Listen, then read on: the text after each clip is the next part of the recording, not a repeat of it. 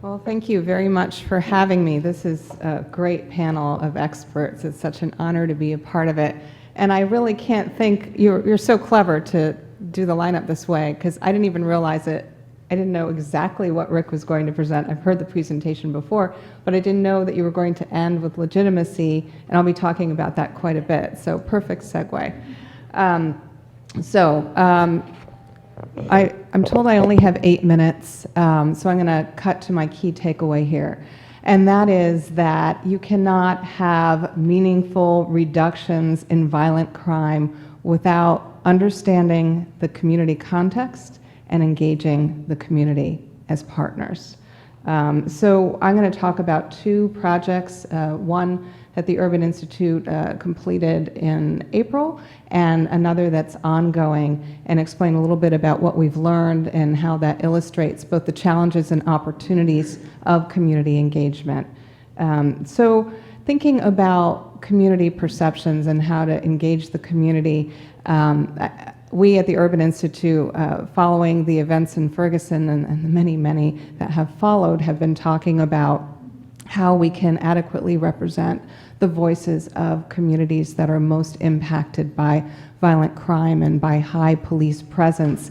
And we looked at the news coverage, we looked at social media, and often the loudest voices are not necessarily literally actual residents of those communities, however well-meaning they may be. We often like to say, oh, well, let's turn to research, because researchers, that's what we do, right? But looking at the typical methods that researchers employ to assess community sentiments, they're really lacking. They're lacking because they tend to use fairly affordable methods like mailing surveys out or even online surveys that are tremendously biased. I would argue they're affordable methods because we don't have enough funding for research in our field. And so you have very, very low response rates, right? Sometimes in the single digits, and then you're holding that up as representative of communities when we know that these biases underestimate and underrepresent the communities that we're most interested in learning from in the context of violent crime.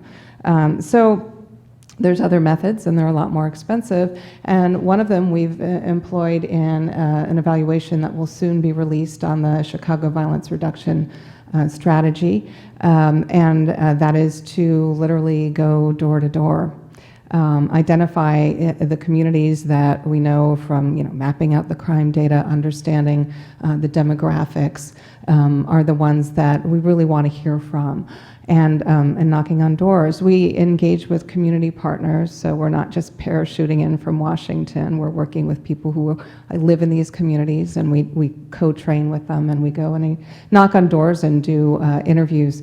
We're doing that same approach in evaluating the NIJ-funded evaluation of the DOJ initiative, the National Initiative on Building Community Trust and Justice. That's a 6-site effort to pilot ways to enable the police to better engage with the community and restore relationships with the community through training, through technical assistance on how to behave in a more procedurally just manner, how to acknowledge and tamp down on implicit biases, how to have authentic conversations with the community that can lead to reconciliation, how to revise policies and practices.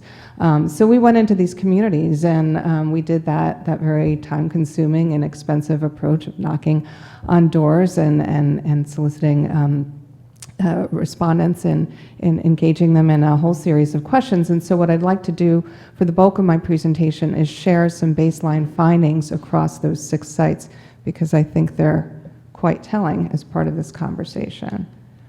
So this, by the way, is just what I'll be presenting is just a fraction of all the types of questions we asked.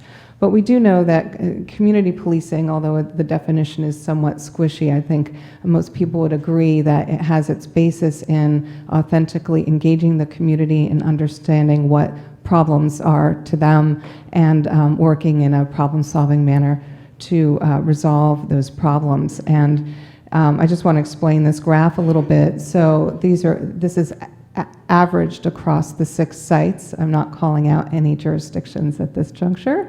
And you'll see that the bars represent the averages, and then the lines show the range. So you'll see there is variation across the 6 cities. What's interesting to note is the variations aren't consistent. So not like all cities score higher or lower than others. They vary a lot, which underscores the importance of really getting in the field and hearing from residents, because every community has its own unique context and challenges. But what you'll see here, and I don't need to read these out, I think you can all read them for yourself, is that measures around community policing are extremely low.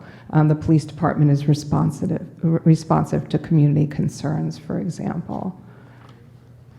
Procedural justice. So procedural justice is a concept that's very closely linked to police legitimacy, and that is how law enforcement interact with people in the community, particularly when they might be stopping somebody who may be a suspect or a perpetrator, or interacting with someone, say, at a traffic stop.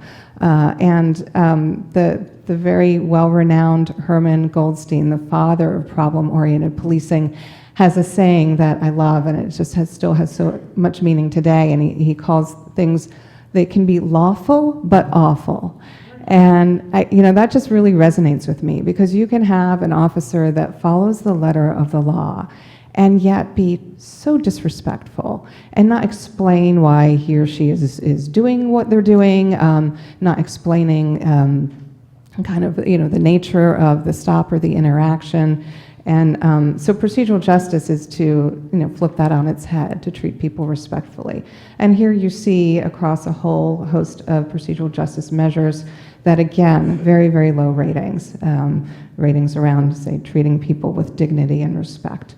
Very low. And I should mention these bars combine both agree and strongly agree. So you can see how dire the situation is in these communities. Trust in law enforcement is another way of thinking about police legitimacy, and we had a whole host of measures on that, from do you think police are honest, to can you imagine being friends with a police officer?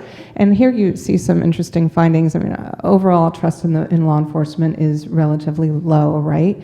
But the fact that a much larger share reported that they could imagine being friends with a police officer, I think is quite telling, and is consistent with some other literature where individual officers in communities might have very strong relationships, but overall the culture of the law enforcement agency and the degree or lack of transparency that the agency has with the public overshadows any of those individual relationships. How am I doing on time? 1 more minute. Holy moly. This always happens to me. Okay, so bias is another measure, and you can see that if these are scaled in a way that is in the negative. So you can see, over half feel, for example, that police act based on personal prejudices. This gets to the implicit bias issue I was describing earlier. But there's some happy news as well. So I'm glad I get another 30 seconds to describe that.